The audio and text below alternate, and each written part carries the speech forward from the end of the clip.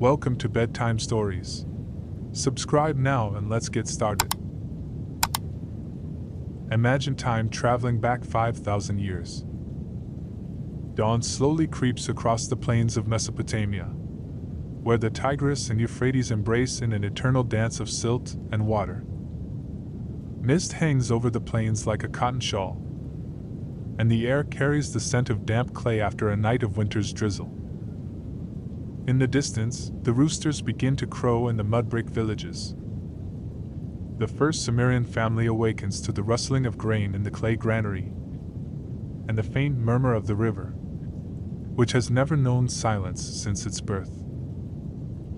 Stepping outside, you feel the cold touching your bare feet on the straw-mixed earth. The houses here are small and square, their walls made of sun-dried bricks, their wooden doors worn yet bearing the marks of primitive carving.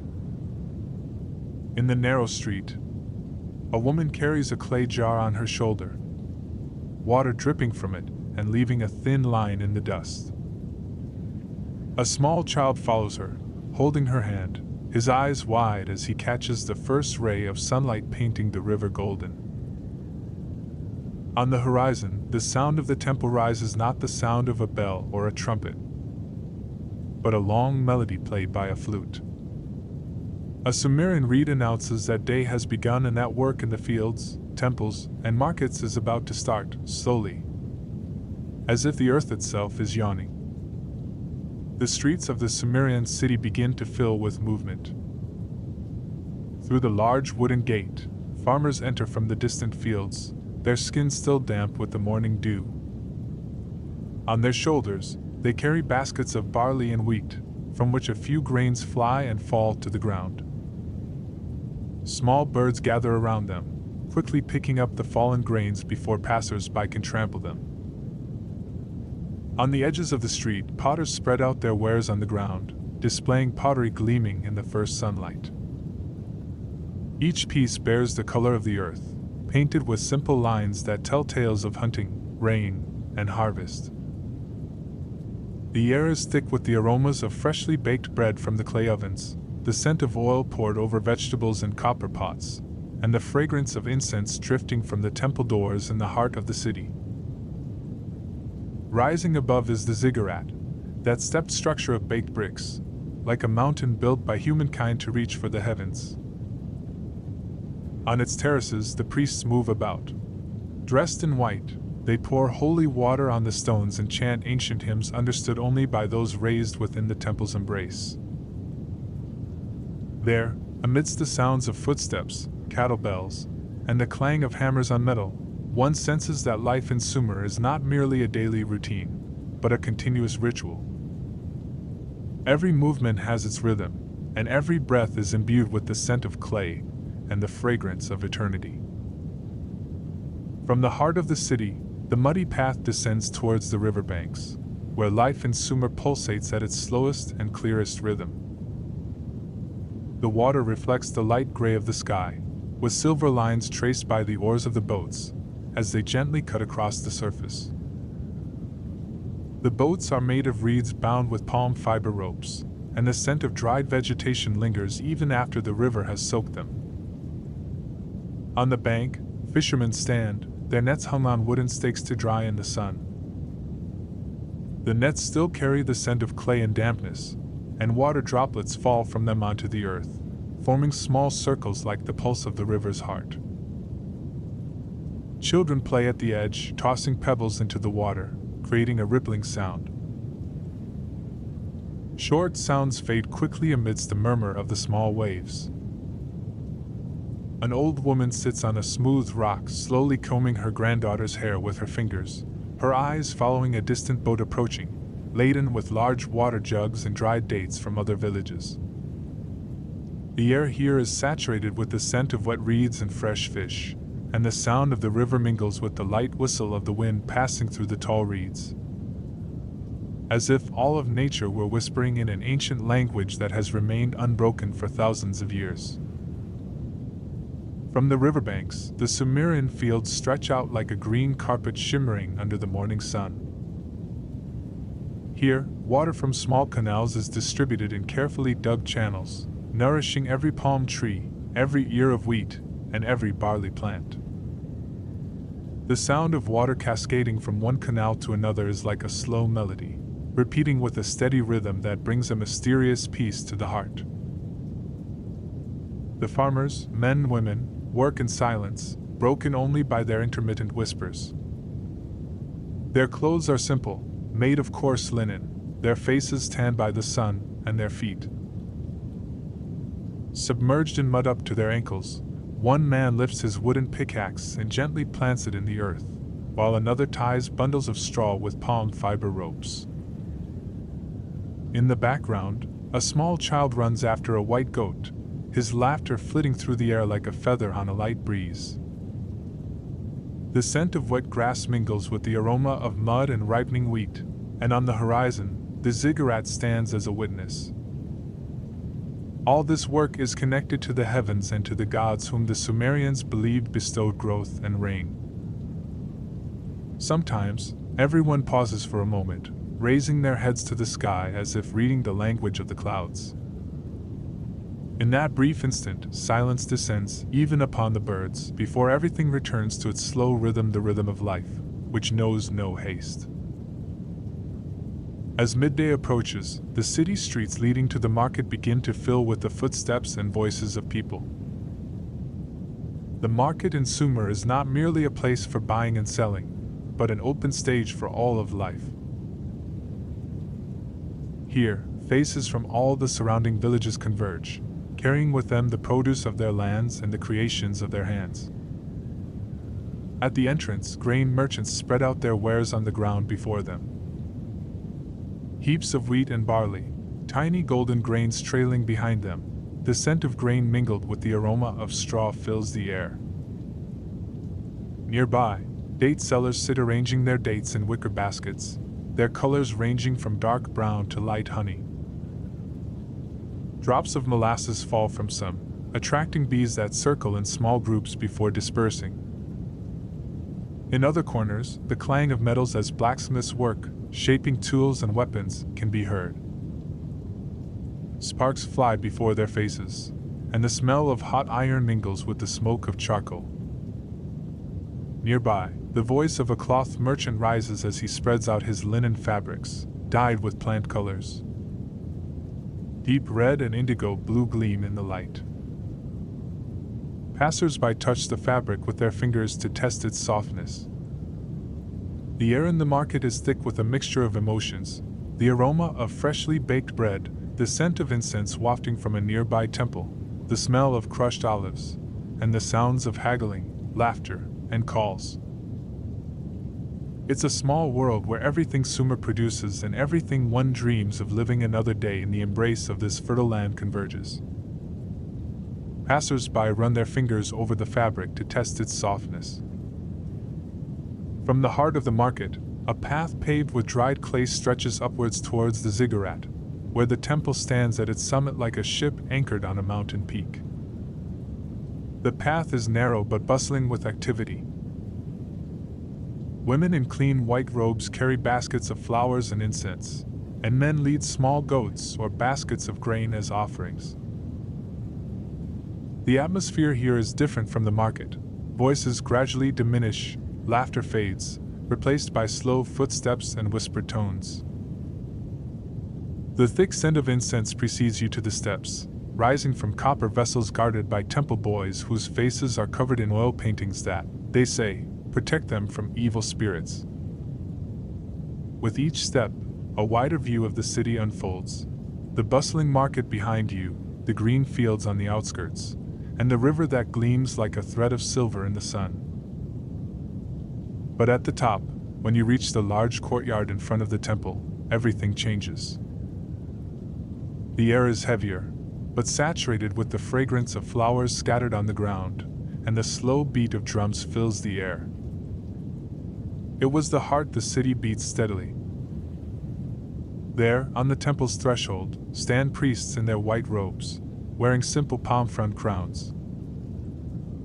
They greet those entering with a serene smile, then raise their hands to the sky as if translating the people's prayers into the language of the gods.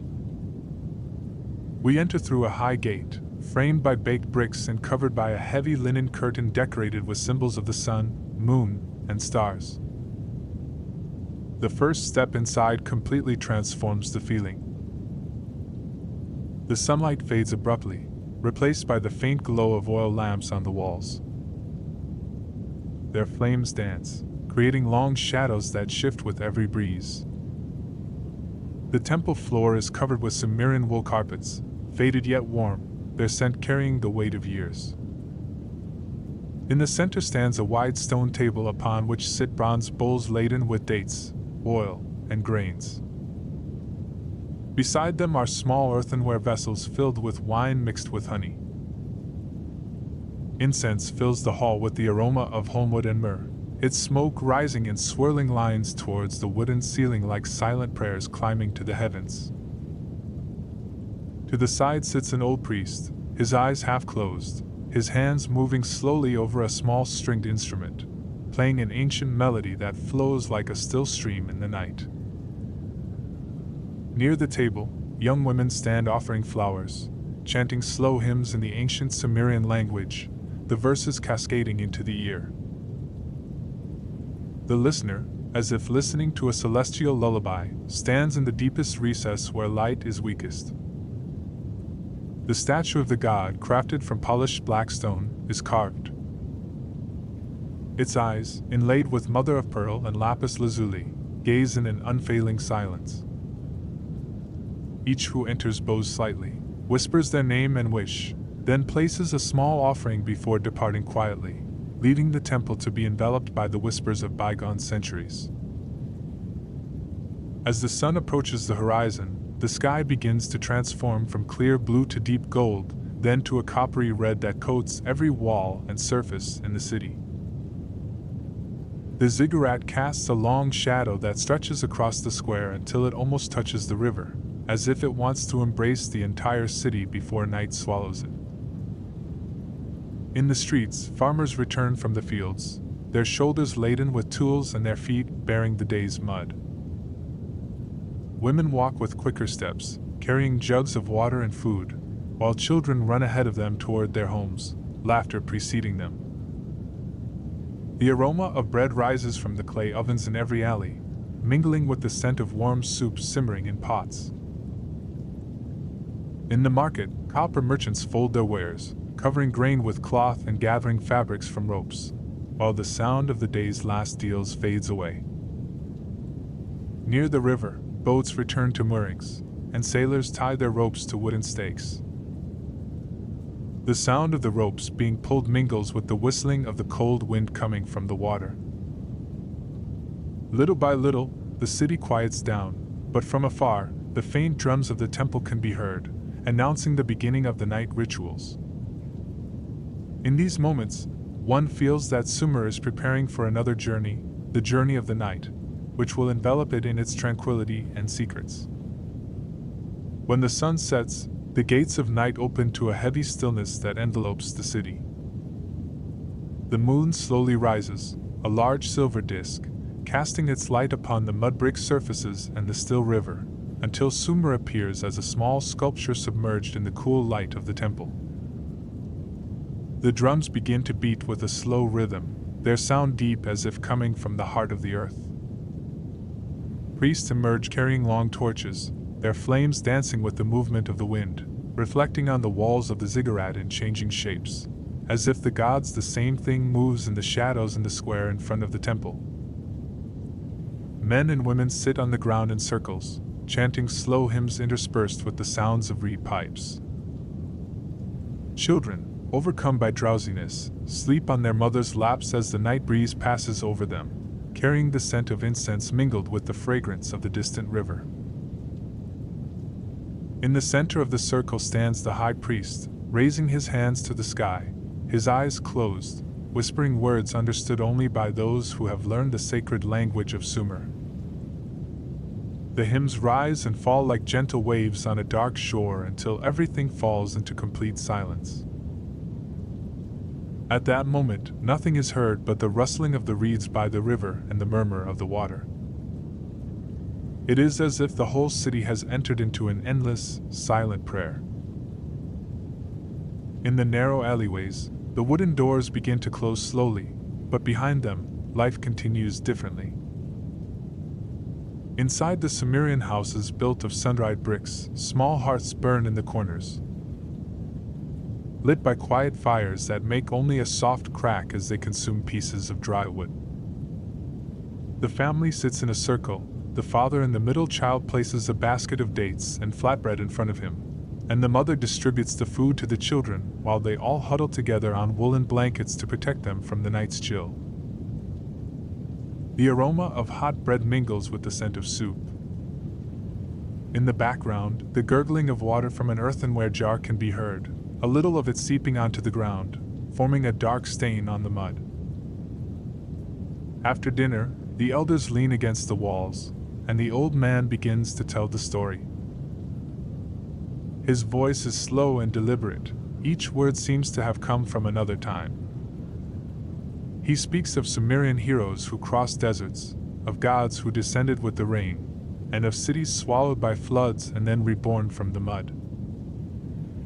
The children, with wide eyes, follow the story as if they are seeing it unfold before them, sometimes closing their eyes, but their expressions remain fixed on the world of the tale. Outside, the night breeze carries the scent of the river, and the city is immersed in this slow rhythm, where Sumer knows no haste. Here, even stories move as the moon moves across the sky, step by step, without hurriedness.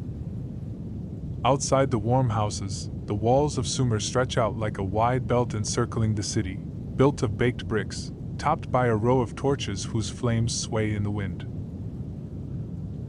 On these walls, the guards move with slow steps, their feet tapping the earth in a steady rhythm, their eyes scanning the darkness stretching beyond the gates. The night in the plains of Mesopotamia is not entirely still. There are distant sounds, the rustling of the wind in the fields, the cries of a night bird, and the movement of water unseen by any of the guards. From time to time, they raise their heads toward the sky, where the moon is full, surrounded by sharp glaring stars, like other eyes watching the earth with them. One of the guards, a young man with a face etched with weariness, stops at a small tower on the corner. He reaches for his wooden bow, checks its string, then looks back into the distance where the horizon merges with the darkness. Another sits on a stone bench, warming his hands over a small torch, and hums an old song about a fisherman who returned from the sea laden with pearls. From below, the scent of bread left over from the evening ovens mingles with the smoke of the torches, and the city behind them sleeps peacefully, unaware that there are eyes watching over its dreams. Before most of the people of Sumer awaken, the caravan begins its preparations to depart. The sky is still tilting, the night is blue, but a faint thread of dawn pierces the horizon, painting the edges of the ziggurat a pale silver. At the city gate, camels and donkeys line up, laden with sacks of grain, jars of oil, and tightly rolled linen cloths. The bells hanging from the animals' necks ring slowly with every movement, drifting through the air like a tranquil rhythm announcing the start of the journey. The air is cold, carrying the scent of straw and animal dung mingled with the fragrance of incense placed by a merchant in a small sachet near his wares, a blessing for them. The men fasten their belts, and the women distribute water and dates to the travelers. One of the elders sits on a stone near the gate, writing the names of the merchants and their goods on a small clay tablet so they can be recorded in the city's archives. Birds begin to emerge from their nests, circling above the caravan as if accompanying its first steps. When the massive wooden gate opens, a deep, resounding cry is heard, and the caravan slowly emerges. The wheels of the wooden wagons leave furrows in the damp earth, and behind them, the city remains still, silently watching them until the misty horizon swallows them up with the sunrise. The caravan stretches across the plains between the two rivers like a long thread of shadows moving over a land of gold and dust. The sun, emerging from between the wispy clouds, paints everything in shades of copper and reveals the lines of water branching off from the river towards the distant villages. The air here is more open, its scent a mixture of wild herbs and hot earth. In front, the caravan leader walks with steady steps, raising his hand now and then to signal whether to stop or continue. The small bells around the camels' necks create a continuous rhythm, while the donkeys' hooves leave a light clatter on the dry earth. From afar, flocks of birds can be seen crossing the sky in neat lines, their wings gleaming.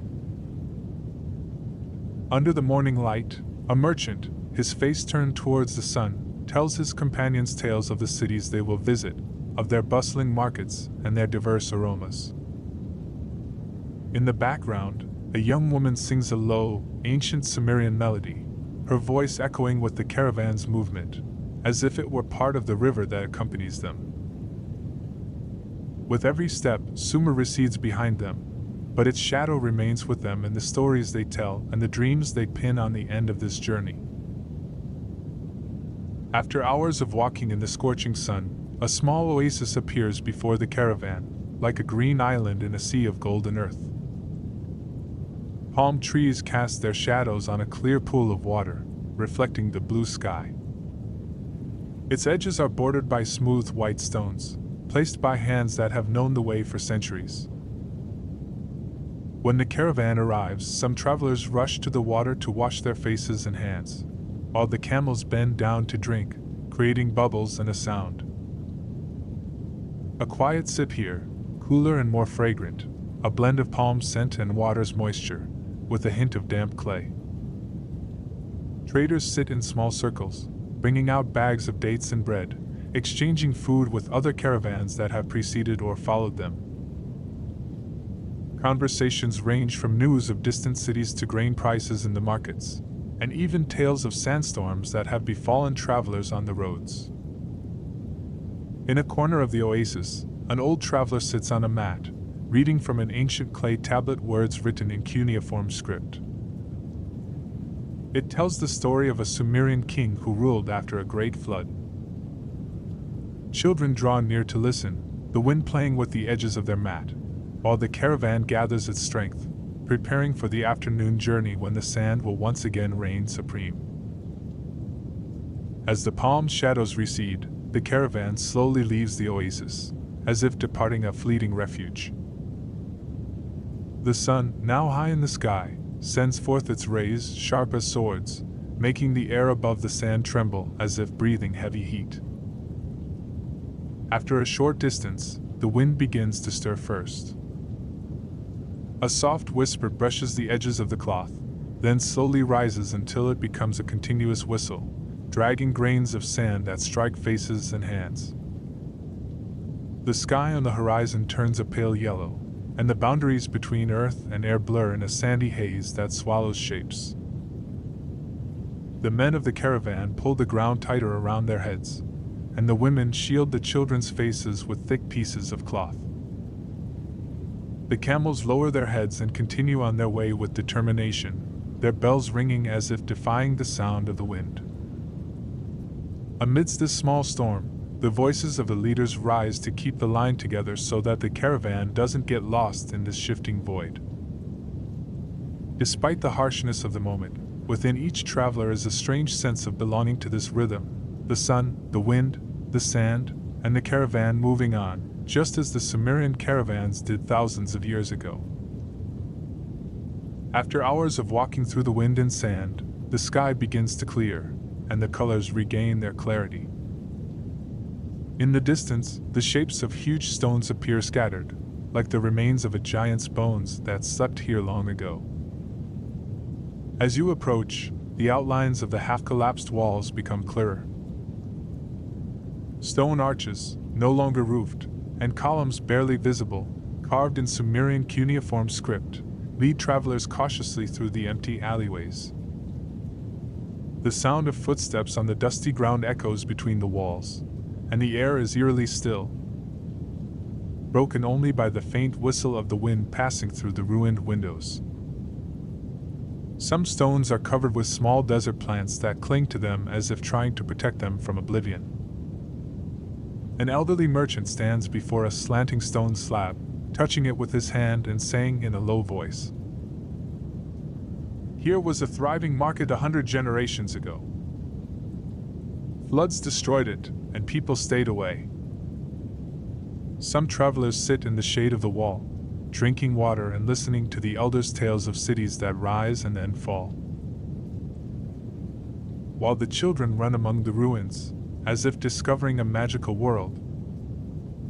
When the caravan departs, the ruins remain behind them, a testament that civilizations, however great, may one day turn to silent stones under an unforgiving sun. As the sun sets, the walls of a city appear on the horizon, a great city, wider and higher than any the caravan had passed before. Its massive gates, made of wood plated with copper, reflect the last rays of the sun in a warm golden hue. Around them stand watchtowers topped with banners that sway slowly in the evening breeze. At the entrance, merchants gather from all directions, caravans from the north bearing silver and timber, from the south bringing perfumes and precious stones, and from the east carrying silks and fabrics dyed in vibrant colors. Here, sounds mingle many languages and dialects, the calls of vendors, the sounds of animals, and the thud of footsteps on the brick-paved market floor. In the wide alleyways, torches hanging from the walls illuminate the path and reveal shop windows overflowing with everything imaginable, baskets of dates, rows upon rows. From jars filled with oils and honey, pieces of lapis lazuli and marble, and soft fabrics flow between the hands of shoppers. The aroma of spices fills the air, a mixture of cumin, saffron, and cinnamon mingling with the sense of fresh bread and roasted meat in the corners. Musicians sit on small platforms, playing cheerful tunes on harpsichords and flutes, while children run among the legs, laughing and clutching sweets wrapped in palm leaves. The caravan disperses through the alleyways, each merchant seeking customers, each traveler letting their footsteps follow this lively rhythm before disappearing into the city's bustle. As night falls, the travelers gather in a spacious caravanserai on the edge of the market, built of baked brick, its heavy wooden doors closing to protect those inside from the night's chill and the noise of the streets. The inner courtyard is lit by oil torches, their warm light dancing on the walls and revealing simple decorations painted by skilled hands years ago. In the corners, woolen mattresses are lined up on the ground, and each traveler chooses his spot, places his belongings nearby, and sits comfortably after a long day of travel and trade. The scent in the place is a mixture of old wooden doors, torch smoke, and the aroma of food being cooked in the small kitchen at the far end. Some merchants sit in a circle with a large plate of rice mixed with dates and meat in front of them, eating with their hands and laughing, while others are content with a glass of wine mixed with water, which warms them and relaxes their faces. In the farthest corner sits an old traveler, telling the story of a city he saw in the far south, where the sea shimmers under a sun that never sets, and pearls are gathered from its depths. The sounds gradually subside until only the whisper of stories and the creaking of wood remain, along with the movement of travelers on their mattresses. Then sleep overcomes them, and the city closes its eyes on them until morning. With the first ray of light that seeps into the inner courtyard of the caravanserai, the travelers begin to move slowly, as if their bodies are still lingering in the warmth of sleep. The torches that the night's lights faded, replaced by the silvery light of dawn, caressing half-sleeping faces and carefully arranged belongings. Preparations for departure were underway in the small kitchen. Pots of water simmered gently, the aroma of hot herbs mingled with honey filling the air. Camels and donkeys waited outside the gate, occasionally raising their heads and making low noises, as if announcing their readiness for the journey. Merchants inspected their wares, tightening ropes and preparing jars and baskets, while others bid farewell to new friends they had met in the market. The air was cool and refreshing, carrying with it the sounds of the market awakening anew, the creaking of wooden doors, the calls of the first vendors, and the clinking of copper coins. At the large gate, the caravan leader stood, raising his hand as a signal to set off. The lions moved slowly, leaving behind the city's clamor and entering the tranquility of the open road, where every step held a memory of the journey. And so, after days and nights, during which the caravan crossed plains, rivers, and storms, Sumer appeared in the distance like a bride of brick. The grilled meat, topped by the ziggurat like a crown upon the brow of an ancient queen, drew the travelers near, each carrying in their hearts stories more valuable than goods, memories more precious than distance. At the city gate, voices of welcome embraced them, tears of reunion mingled with children's laughter, and baskets overflowed with what hands had brought from the markets of distant cities. Dates as old as yesterday's, spices as fragrant as the breeze of a land their feet had never trod before, and fabrics whose colors recited poems that could only be read with the eye. Night fell, voices fell silent, and only the Tigris River remained, recounting to the Euphrates the journeys it had witnessed. In the houses, people gathered around their hearths, listening to tales of travel told by those who had lived them, tales that grew in the imagination of the listener until reality and legend intertwined. The traveler became a hero, the city a mother, and the road an endless poem. And as Scheherazade would, the story ended here. And I say to you, listeners of the night and companions of the moon, may your night be as sweet as children's dreams, as warm as mothers' hearths, and as fragrant as a ziggurat. Poison when dawn passes through it.